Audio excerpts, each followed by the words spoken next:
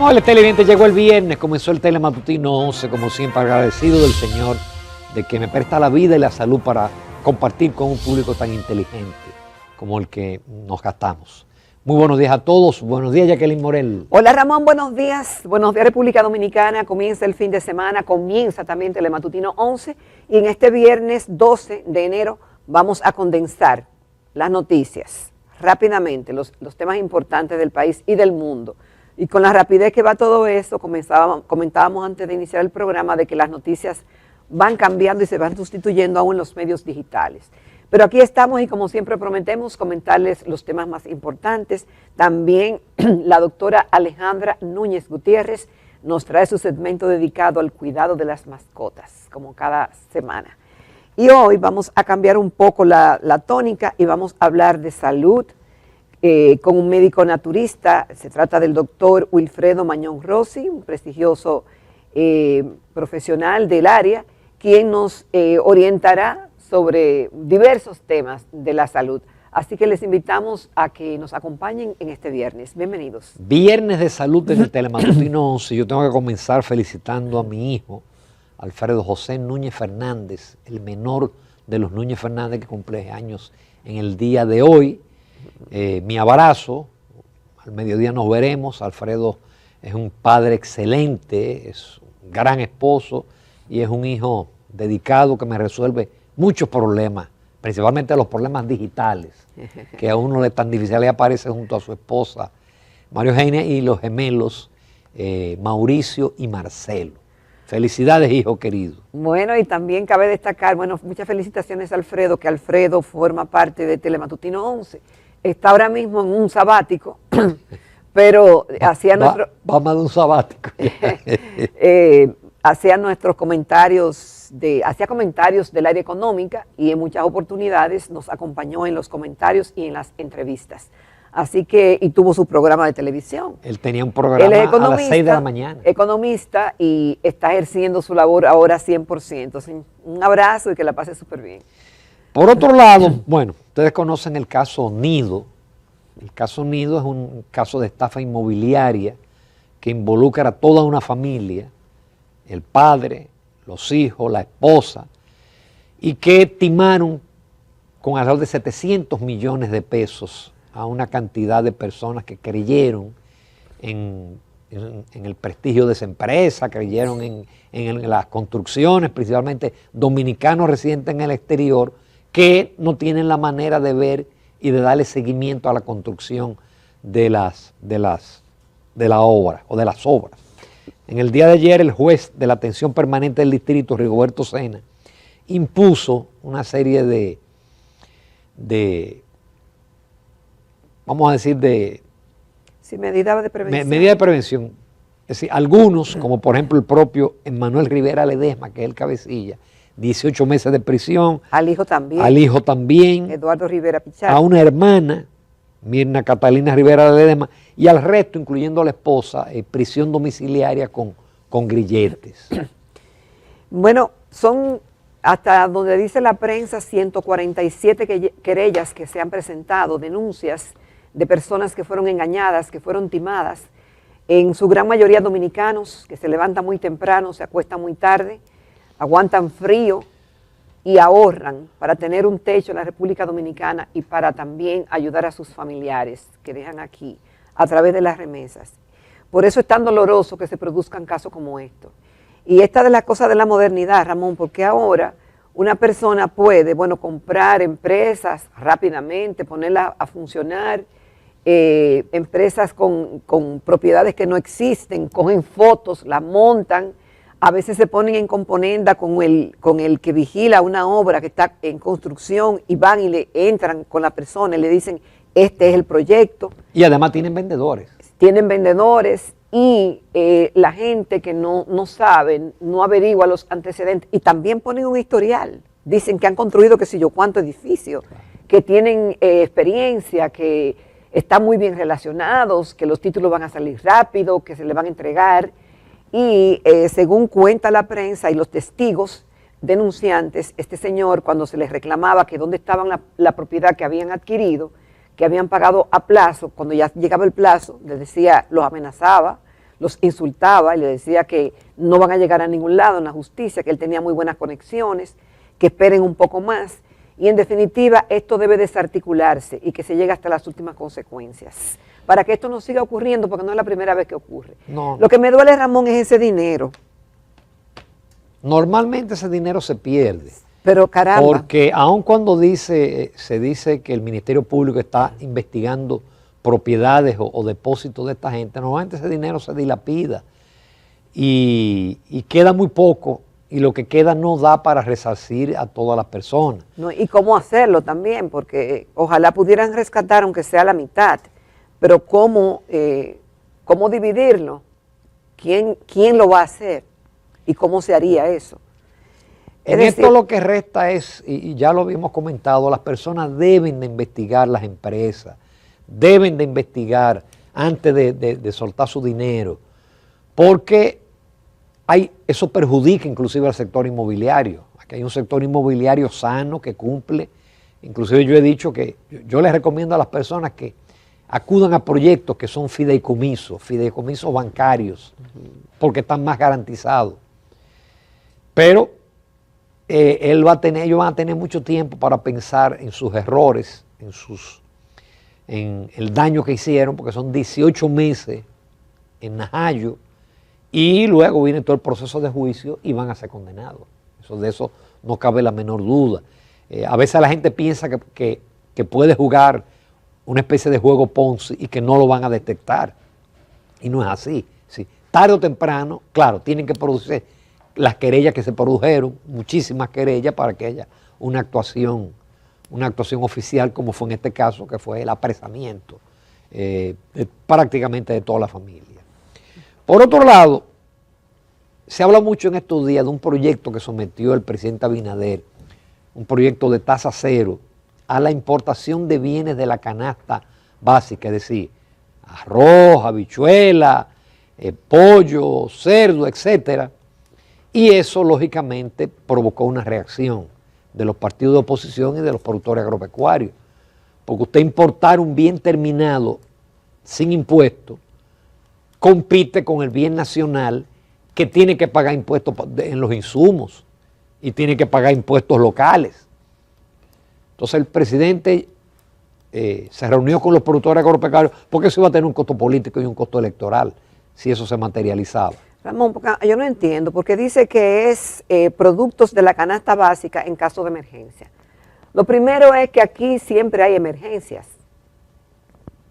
porque nosotros, es decir, la naturaleza tiene su propia regla, y cuando viene un fenómeno natural o con el cambio climático que se han acrecentado, pues los gobiernos, y los pasados, siempre han resuelto el problema de las compras de emergencia. Pero primero hay que asegurarse de que en el mercado local no existe ese bien. Entonces, este proyecto de tasa cero se prestaba para cualquier cosa, porque inmediatamente ocurría la emergencia, eso le daba luz verde al importador de que podía importar el bien, o tú me corriges. Entonces, ese es el tema, que no se entiende por eso. Pero qué bueno que el presidente reconoció y valoró los argumentos de sectores avícolas, porcinos y arroceros, que le explicaron lo que esa medida implicaría para la producción nacional. Y repito, habría que cerciorarse para que eso entraría en vigencia, que nunca se ha hecho, porque siempre aquí se hacen compras de emergencia, saltando muchos pasos. No, incluso es un gran negocio los famosos permisos de importación. Hay un dato ahí interesante que dice que del 2022, del 19 hasta el 22, las importaciones agropecuarias han aumentado en un 66.6%. Dilo otra vez, ¿cómo es? 66%. ¿En cuánto? Del 19 al 22. Eso es muchísimo.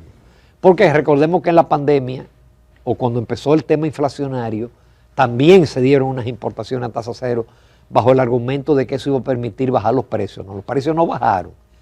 Se beneficiaron los que importaron a tasa cero porque vendieron los artículos como si hubiesen pagado aranceles. Ahora, Ramón, yo no entiendo por qué la iniciativa de de mandar eso al Congreso y de hacerlo ya como formal. ¿Tú piensas Bueno, que era para emergencia realmente? No, pero fíjate que recuerda lo que comentaba José Horacio Rodríguez, el diputado, que la idea era que eso fuese sin límites de tiempo y que ellos lograron reducirlo a 6 meses. Entonces, eso era una especie como de cheque firmado en blanco. Pero que ya lo habían hecho antes. Sí, no, y sí, lo hacen de manera permanente. ¿Tú te acuerdas que nosotros tuvimos a Iván, el presidente de la Asociación de Comerciantes, que nos había hablado, Iván García, que nos había, porque en un momento determinado se puso esas importaciones con tasa cero para equilibrar un poco los precios y el abastecimiento, pero eso tenía una fecha de caducidad y obviamente no ponía en peligro la producción local ni la forma de hacer negocios internamente. Pero si esto se repite otra vez, yo me pregunto realmente cuál era la intención. Cuando usted lo que debe hacer es estimular, incentivar, como se hace en todos los países desarrollados, se subsidia la agricultura. Los norteamericanos lo hacen los europeos. ¿Y por qué lo hacen? Justamente por el tema de la autosuficiencia alimentaria. Entonces usted no puede destruir el aparato productivo local, el aparato productivo de un país, y eso es una forma de destruirlo. Por otro lado, qué bueno, aparentemente se reanudaron conversaciones entre Haití y la República Dominicana. Había informe de la Cancillería de que acordaron con el tema del canal buscar una organización internacional que haga los estudios hídricos del río Masacre, o del río Masacre, tanto del lado dominicano como del lado haitiano. Ahora, eso no significa que el canal se detiene. Sí, es un acuerdo de que alguien, un tercero, fíjate esta foto del Listín Diario, esa es la obra de Toma. Es una inmensidad la obra de Toma. Mira, varias cosas. Obviamente que la Organización de Estados Americanos dice que la situación que actualmente mantiene la República Dominicana y Haití no favorece a nadie. Yo pienso que hasta ahí está bien. Lo único es que, bueno, y ellos han hecho un esfuerzo en que se reanude ese diálogo, y ya lo habían anunciado en septiembre del 2023. A través de Luis Almagro, quien es el secretario general, en un comunicado que había difundido en esa oportunidad. El gobierno dominicano en ese entonces, Ramón, si tú recordarás, y los amables televidentes también, decía que si no se paraba la construcción no había ni diálogo, ni había ningún tipo de negociación entre ambas partes, que lo primero era que se parara la construcción del canal.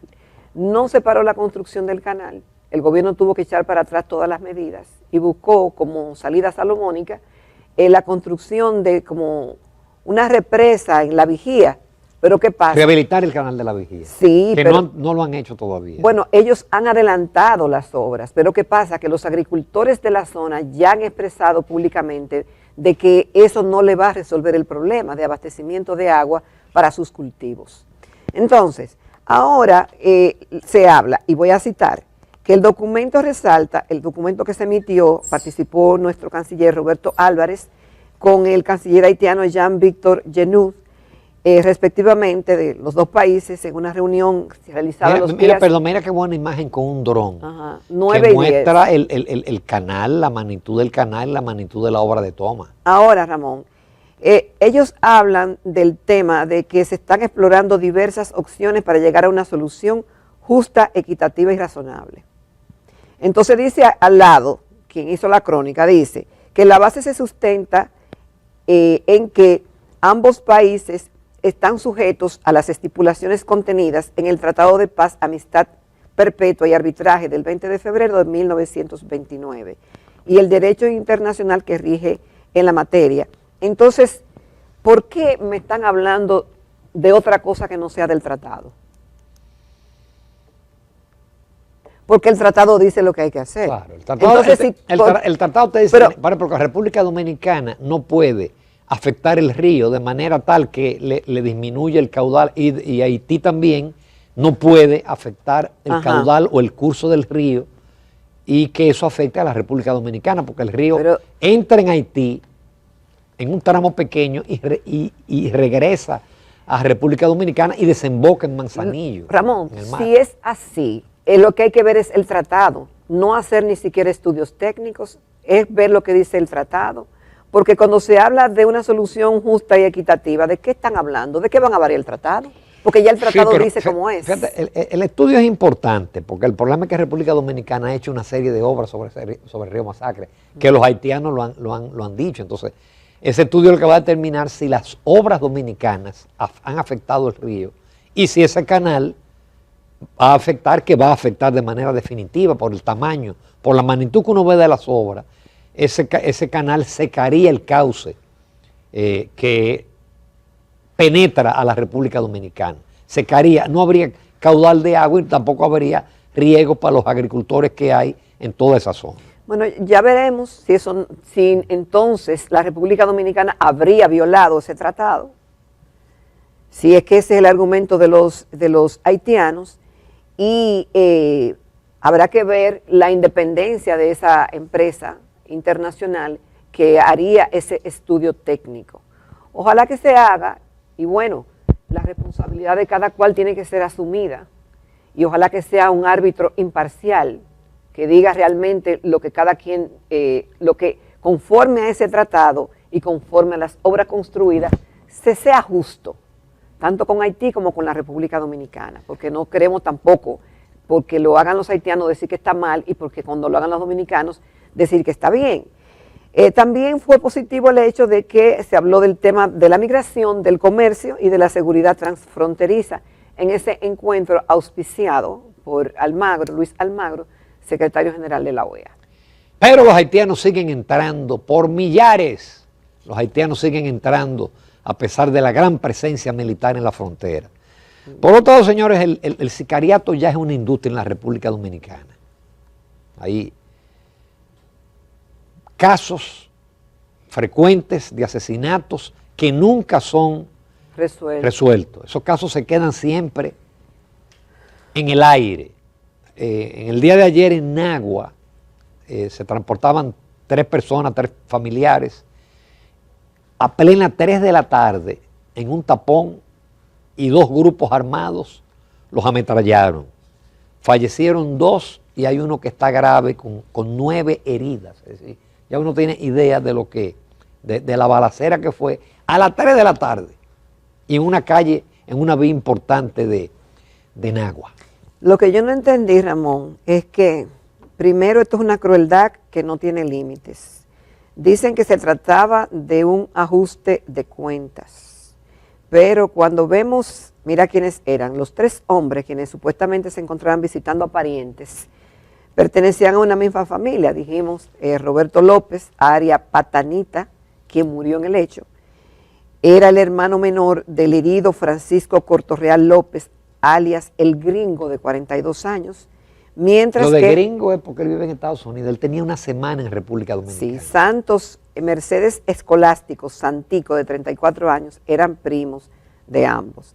Entonces, uno, Patanita, residía con su madre y se dedicaba a lavar autos, a lavar carros en su casa. Y el otro era conductor. Y era conductor de transporte no eran gente público. que estaban ligada al narcotráfico, entonces, nada por el estilo.